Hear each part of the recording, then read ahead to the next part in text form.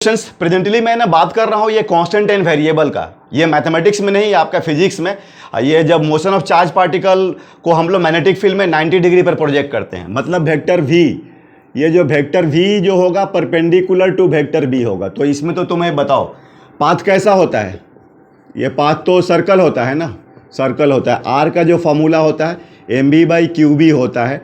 T is equal to 2πm by Q B होता है। और ये तुम्हारा ओमेगा इज इक्वल टू क्या हो जाएगा, क्यू बी बाई एम होता है। तो इसमें देखना ये जो आर होता है, अगर भी तुम्हारा चेंज होगा तो आर भी चेंज होगा, मतलब ये रेडियस। बाकी अगर क्वांटिटीज कांस्टेंट है तो रेडियस भी पर डिपेंड करेगा, अगर आपका एम क्यू और बी कांस्टेंट है तो, ठीक है।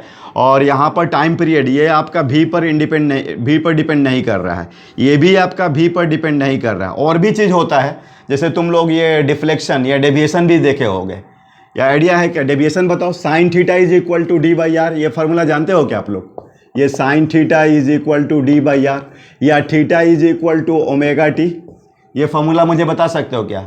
ये देखो आइडिया होगा, ये लिमिटेड फील्ड में होता है, ये ध्यान देना है। ये लिमिटेड मैग्नेटिक फील्ड में होगा, ठीक है, लिमिटेड मैग्नेटिक फील्ड।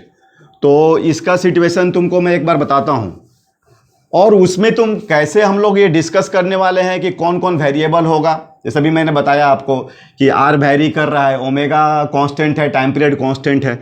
अब ये देखना, ये मान लो क्या बोलते हैं, ये विड्थ ऑफ द फील्ड है, ठीक है, विड्थ ऑफ द फील्ड।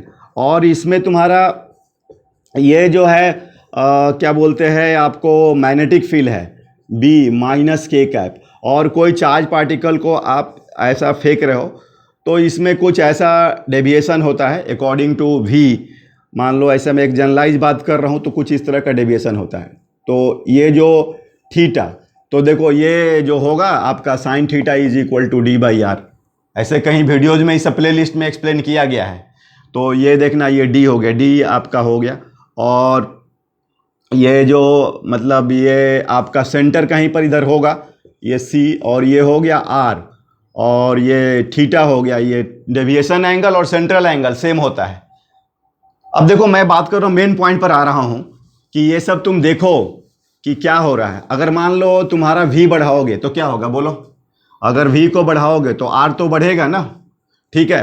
तो r बढ़ेगा तो r का क्या फॉर्मूला होता है, M V by Q B होता है, M V by Q B होता है, ठीक है। और अगर मैं देखूँ इसमें लिमिटेड वाला में, तो यहाँ से हमारा r का वैल्यू क्या हो जाएगा, देखो d बाई साइन थीटा, तो d बाई साइन थीटा हुआ, M B by Q B हुआ, ठीक है। तो इसमें देखो अब आपको sine theta is equal to M B by sine theta is equal to हो गया तुम्हारा D Q B by M B, ठीक है।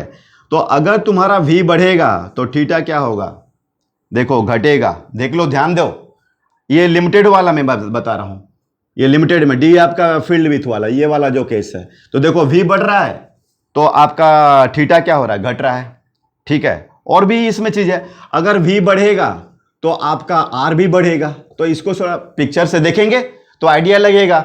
ये आपको इसमें जो प्रॉब्लम्स डील करने में ये आपको क्या होगा, मज़ा आएगी। अगर ये कॉन्सेप्ट एकदम पहले से और ज़्यादा, पहले से ऑलरेडी है और थोड़ा देख लेते हैं, तो आप देखिए इसको थोड़ा डायग्रामेटिक देखा जाए क्या, लिमिटेड फील्ड वाला में। देखो आप मान लो मैं दिखा रहा हूँ एग्जाम्पल से, चलो इसका एग्जाम्पल ले लो। जैसे ये देखना, ये तुम्हारा क्या है बोलो, ये बोलो डी है ना, और चलो ये तुमने q और मास m और v ले लो। मैं एक सिचुएशन लेता हूँ इस तरीके से, देखो ये तुम्हारा v ऐसे गया, ये तुम्हारा v। अब ये देखो, ये तुम्हारा इसमें ये देखा जाए तो ये जो है आपको सेंटर जो इसका होगा ये यही सेंटर हो जाएगा। और ये बोल सकते हैं, इसको d बोल सकते हैं, इसका आप r बोल सकते हैं, या इसको भी d बोल सकते हैं, ठीक है ना। इसमें r का जो वैल्यू है, अब बताइए यहाँ पर थीटा का वैल्यू कितना है, बोलो कितना दिख रहा है थीटा, 90 डिग्री। अब मैं क्या करता हूँ कि थोड़ा सा v को मैं बदलता हूँ। अब देखिए यहाँ से आपको ध्यान देना है कि अगर v बढ़ेगा तो थीटा घटेगा। ये मैं थोड़ा फील करना चाह रहा हूँ कि अगर v बढ़ेगा तो थीटा घटेगा। ये देखा जाए क्या, डायग्रामेटिक थ्योरी से तो दिख गया हम लोग को।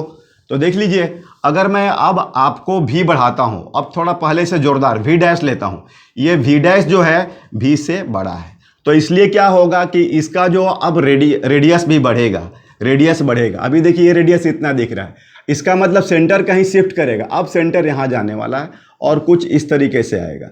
अब ये देखिए ये जो आपका थीटा है और देखिए ये रेडियस आर डैश, तो आर डैश बढ़ गया कि नहीं।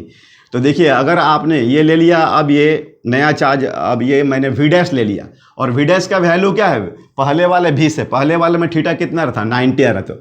अब ये देखिए ये आपका थीटा जो दिख रहा है, थीटा डैश दिख रहा है, ये क्या है लेस देन 90 हुआ कि नहीं हुआ, हो गया ना।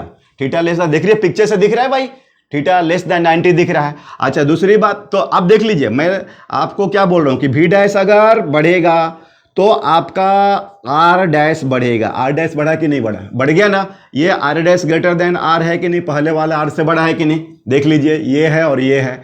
और ये थीटा डैश, ये थीटा डैश, अब देखिए थीटा डैश पिक्चर से कैसा दिख रहा है, ये दिख रहा है आपका स्मॉलर देन थीटा, पहले वाले थीटा से। ये थीटा पहले कितना था 90 था। और इसको मैं थियरी से भी बोल रहा हूँ, देख लीजिए आपका साइन थीटा का फॉर्मूला क्या होता है, ये होता है d/r और sine theta is equal to D और M V by Q B, तो ये D Q B by M V. तो देखिए भी बढ़ा तो ये आपका घटा। ऐसा मैं नहीं बोल रहा हूं कि आपको, देखिए ये सब क्या होता है कि पहले से थोड़ा सा अगर माइंड में लेते हैं तो प्रॉब्लम को डील करने में इजी होता है, सही है कि नहीं। और भी इसको दूसरे कॉन्टेक्स्ट में देखा जाए क्या, ओमेगा से देखा जाए, ओमेगा से भी तो टाइम पीरियड भी तो कांस्टेंट रहता है ना, उससे भी देखते हैं, ठीक है ना। तो अब देखिए इसमें वो ओमेगा वाला जो आप देखो, ओमेगा तो कांस्टेंट रहता है ना, ओमेगा इज इक्वल टू क्या होता है क्यू बी बाई एम होता है, time period is equal to 2 pi by omega होता है या 2 pi M by Q B होता है। तो देखना भाई ये जो होता है आर पर डिपेंड नहीं करता है, भी पर डिपेंड नहीं करता है, आर पर डिपेंड नहीं करता है, भी पर डिपेंड नहीं करता है। ये है तो आपका कांस्टेंट, इसीलिए मैंने इसका नाम दे दिया है game of the constant and variable, game of the constant and variable. तो क्या होगा, ये थ्योरी को अडॉप्ट करने में इजी आएगा, माइंड इजी चलेगा। अब देखिए इसमें एक और फार्मूला है थीटा का, थीटा का एक और फार्मूला है, जानते हो क्या आप लोग, टाइम के टर्म में। जैसे यहां पर t इक्वल टू आप 0 लेते हो, यहां पर t लेते हो, तो आप बताओ मुझे थीटा का फॉर्मूला क्या होगा बच्चों, omega T, theta is equal to omega T, तो omega is equal to theta by T. तो देखो ये तो आपका भाई कांस्टेंट है, अगर इसका मतलब थीटा बढ़ रहा है तो टी भी बढ़ेगा। अब मान लीजिए v आपने बढ़ाया तो r बढ़ गया, ठीक है, r बढ़ गया, ठीक है, क्योंकि r इज इक्वल टू क्या होता है M V by Q B होता है, ठीक है ना। और इसमें अभी मैंने देखा था कि अगर मैं v को वैल्यू बढ़ाता हूं तो थीटा का वैल्यू क्या होता है, छोटा होता है, ठीक है ना। वो अभी देखिए, तो यहां से एक और चीज मिल रहा है कि अगर v का वैल्यू बढ़ाएंगे तो आपका थीटा क्या होगा, छोटा होगा, क्योंकि देखिए इसमें थीटा छोटा हो रहा है।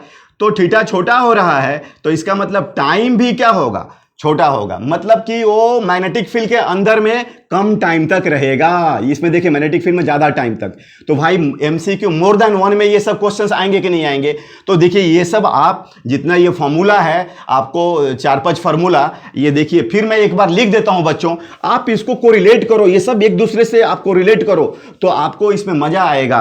आर इज इक्वल टू बोलो M B by Q B, देखो कौन है कांस्टेंट कौन है variable, T is equal to 2 pi M by Q B, कौन है कांस्टेंट कौन है variable, omega is equal to Q B by M, sine theta is equal to D by R, ये theta is equal to omega T, omega is equal to theta by T, ये है constant और ये है variable. तो कैसे time spend कितना देर तक बीत रहा है, क्या हो रहा है, सब अलग अलग एंगल पर आप देखिए। Okay, thank you.